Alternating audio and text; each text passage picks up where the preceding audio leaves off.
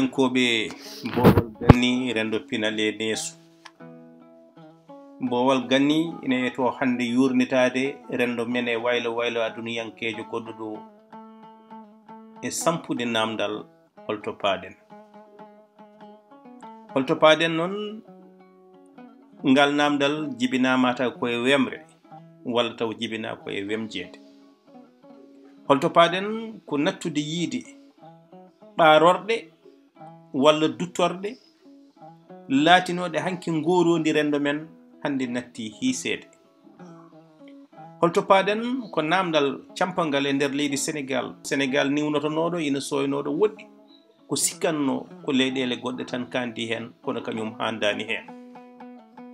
So tawi ko toɓo duule wonno eɗen mbawi wiide nden rulde hande nana tiimi e kammu Sénégal. Nana tiimi e kammu Sénégal ha leydi Sénégal ɓe ganduɗa ɓe ina jogino hanki ko pitortono becce, ina jogino hanki ko bakkortono. Hande eɗen mbawi wiide ala ko wawi sernudeɓe eɗen leyɗele ɗeɓe coynotono maale wemjede walla ɗeɓe coynotono maale firtare rendiyankagal. Ko gongo leydi Sénégal wona leydi keeridi e nder taƴe leyɗele windere nde hono no mahira. Ko ɗum waɗi gurdam ɓiɓɓe leydi ndi mbawa jogade gurdam keeriɗam so wonano aduna o yiiɗe addirde. Kono on aduna no yiiɗe addirde ina foti fawade e kala rendo holno mahiri. Rendo men no mahirino ina jogino ɗo ƴañorɗe men kono kadi eɗen jogino duttorɗe. So ƴañorɗe ɗe so duttorɗe ɗe eɗen mbawi wiide ɗe nattani ɗo wonde kono noon ɗe natti hiisede. Ɗe natti hiisede ha ɗum jibini webjede e nder rendo men wadde eɗen poti namdade holto paaden. Ngam namdeɗen holto paaden noon ina moƴƴi moni foof eto dartade yeeƴo caggal mum ƴewde holto ummiɗen beele so en donki jabtade e namdal holto paaden eɗen daña wawde ƴewtade namdal holto umminoɗen. Mango leydi Sénégal e sifa mum e mbadi mum hande nana jiiɓi nana jiñi ko soynetenoɗo woɗɗi eɗen mbawi wiide hande yettima. Won wiyoɓe mataw ko sunnere pétrole leydi Sénégal ha e gaz addani woɗɓe ɓe ganduɗa ɓe ko yiɗɓe jiibde leydi ndi e jiñde saketaji men walla ni wilde ngel ɗo deftel ngel Sénégal andirino to banggue ɓuural ha ngel metta wiltude en mbawa wiide Allah. Kono hayso tawi ben peƴƴe aduniyankoje ɗe ko kañum men dampi ɗo e nder leydi Sénégal ha puɗɗi yarnude koyre wone sukaɓe men hewɓe nattuɓe hiisade ko kiisotoɗen, nattuɓe hiisorade ne kiisortono ɗen, kono kadi nattude wadde duttorɗe. Ɗum ɗon ko wonno duttorɗe men so duttorɗe gandal. Hanki ko neɗɗo yeɓirtino ɗum hande wona ɗum jaali. Sénégal naaɓe holto paaden nde ɓeskuji leydi men hande cuusi mayde walla mbiyen jeeya mbatte mayde bolle puyɗe. Mayde watta bolle puyɗe saabu hankkadi wurdama. Sénégal najo natti hulde ƴiƴam ndu fo jaam no ɗam wojjirtino ni hanki ha heddo e nder hakkille innamade eɗen mbawi wiide hande nde woni ɓodde fendidi nde Sénégal wawi huccude ni weddo bandum. Holto paaden enen ɓesgu leydi Sénégal ɗe ganduɗa ɗe neɗɗo yiɗi ko yomuni foof yiɗ ɗum, so yiɗa ɗum kadi yo dargo dar. Holto paaden ɗo neɗɗo ronki wawde famande bandum koye nder ceertal gille, koye nder ceertal muuyaji moni foof foti andude holto tolni kono kadi ittana gueɗal bandum on ɗon holto tolni. Holto paaden e nder nduɗo jibru aduniyankeru e nder leydi Sénégal hani gongo majjinama fenade fawa dow. Haalani gongo so wona on ɗon mo jiɗɗa jiɗanɗa mo gonduɗa, ma yiɗa ma yiɗana ma wondani e kala ko wawi wonde sifa makko. Hayso tawi o tellini ayeje walla o refte ayeje Allah ɗe ana wawi ɗum furƴinde saabu on jiidani yiyande aduniyankoje. Beele ceertal jiyande aduniyankoje ina haɗa neɗɗo wawde jogade nunɗal e settanade bandum ina wona ina wooti walla wonata walla woodani.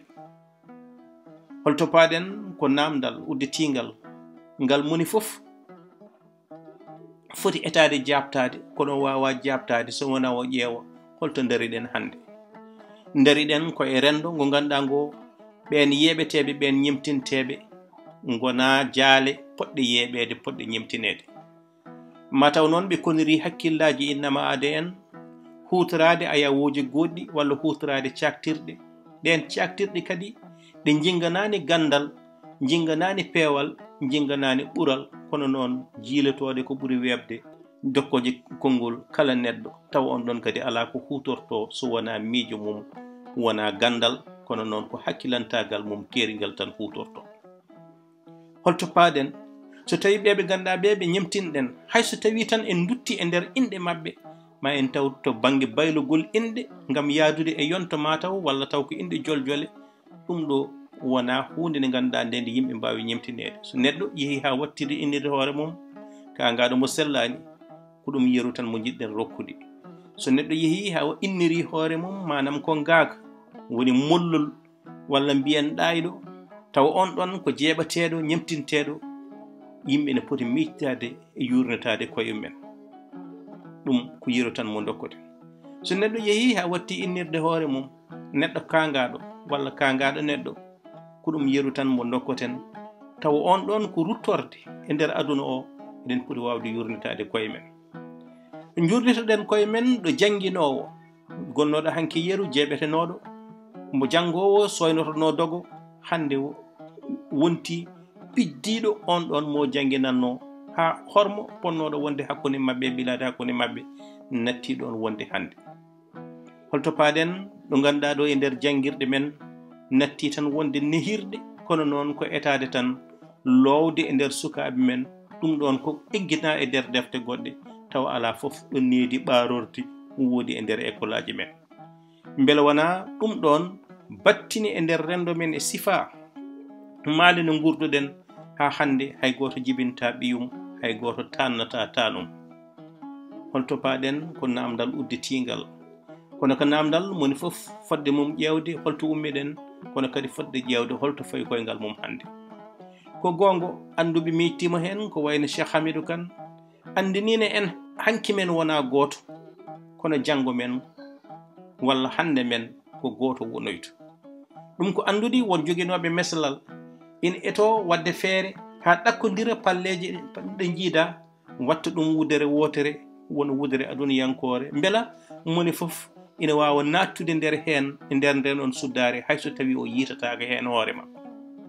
holto paaɗen ko namdal ngal moni foof foti etade ƴewtade, kono noon gam ganden holto paaɗen alay saago ƴeewen holko woni hande qiɓorde aduniyankore nde sagata dari tawa kañum e hoore mum yeɓirte ko sembe ɗe jogui. sa ƴeewi hay nder ɓornugal mum ina eto to banggue kettuke mum hollirde wonde ko joom sembe, ko joom doole, kono kadi ko neɗɗo mo ganduɗa o ina wawani hoore mum to banggue doole. ɗen ɗon doole ɗe o rendi e kullel taw doole hakkilantagal ngal ala ɗon. holto paaɗen ɗo yimɓe joni gandal moni foof eto miijade e hutorade ƴoƴere mum e yaltude kala situation woni kala gonko mbawko jolde.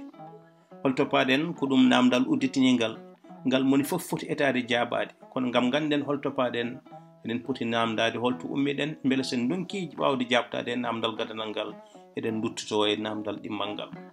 beele namdal ɗimmal ngal ni e oɗo saaha tugnade e punde koyɗe puɗɗiɗe momtade to banggue ɗum ɗon e ƴañorde e duttorde men hanki, beele ngal namdal ni eɗen jogonoyade ɗum jaabuwol janggo ɗum ko namdal udditingal. ko wawi hen wonde foof rendo men waylima, rendo men waylima ɗo mawɗo ala gueɗal, rendo men waylima ɗo gandu ñemtintaki, rendo men waylima ɗo on ɗon biteɗo gande e hoore mum natti jogade nundal ha gandal mum natti hiisede e nder rendo mum. rendo men waylima hay ɓen ɗon yimɓe won hen ɓe ganduɗa ɓe ko alliyankoɓe ñemtinteɓe, alliyankagal mumen ɓetete koye nder dañal mumen, kono alliyankagal mumen kadi ɓetete koye nder neema mo guuri e nder neema aduniyankejo. rendo men waylima ɗo neɗɗo wawi yeyde ndimagu mum sottira ɗum ngal aduniyankewo. rendo men waylima ɗo dañal kala ko ɗum wawi jarde so yeyde ndimagu mum, so yeyde neɗɗagu mum, neɗɗo watti ɗum hutorade. so gacce nattiɗo wonde ko ina wuure weɓat, kono kadi eɗen mbawi wiide mo faltata ko ñamata eɗen mbawi wiide fooƴata kono noon kadi sellata.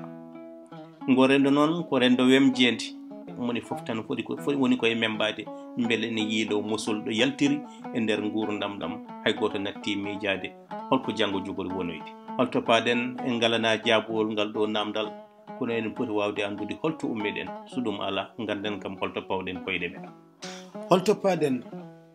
Holto paɗen so tawi saforoɓe gonti ɗeɗɗoɓe mo naati hande e nder cafrirɗi ma taw jurum ala toon, ɓen yoɓaɓe yo gollono rendo, fotɓe kadi rewrude Allah ngal ɗon gollal.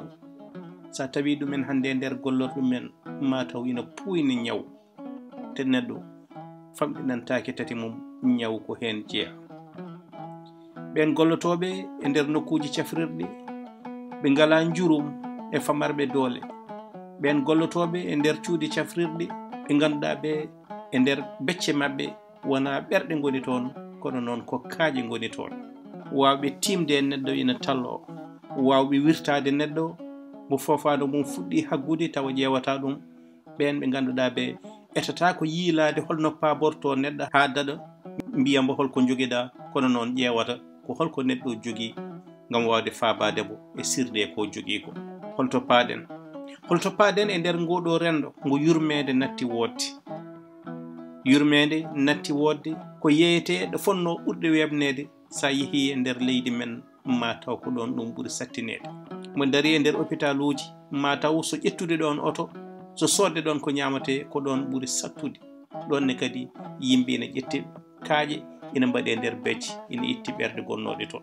Holto paɗen so jurum deru natti, neɗɗo o e hoore mum wattini hulde oɗo saaha yurmade, saabu mbo yurmoto wawi wonde kasara makko. Holto paɗen to kala tottaɗo gollal yo gollana leydi mum, yo gollana rendo mum, yo gollana aduna, adoto ƴewde holko sirata e ngal ɗon gollal walla holko dañata e ngal ɗon gollal. Holto paɗen to so yondinare nattiɗo wodde, neɗɗo o natti yondinade e ɗum ɗon ko dañata, so tawi lewru ma yi ko Allah yaɗannomo, ɗum waɗi barke natti wonde ɗum ɗon ko dañanno. Holto paɗen e o aduna mo pamara haaju e kewɗo haaju fof ndendi pote haaju.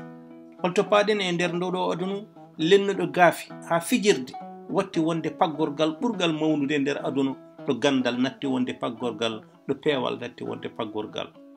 Holto paɗen e o aduna sen jeehi ha dabbude watti fayidede e ceeɗu, sen jeehi ha ndungu watti fayidede e dabbude, nde toɓo tijjete no natti arde hono nden, jangol nde aranno natti yiyeede. woto neɗɗo namdo holko joli, moni fof addi ɓurtulde mum lamɗam e on barme waylo. Holto paɗen e nder ɗam gurdam ɗo ñamdi e nguuro faggirtino gam sembe, taw hande ko kañum woni damuɗe ñaw ngo alanaka safaro. ma mbiya ngel ñaami maayo, ngel ñamani maaya, ɗum noon yo neɗɗo ñam tan mayda e hewndu. Holto paɗen e oɗo aduna firtare. Holto paɗen e oɗo aduna firtare, kono holto paɗen e oɗo aduna wirtare. e o aduna mbo hay goto joganaki bandum sutura, mbo hay goto yurnittaka ayibo mum, kono moni fof ina eto abbirade bandum ayibo mbo aybinta ɗum.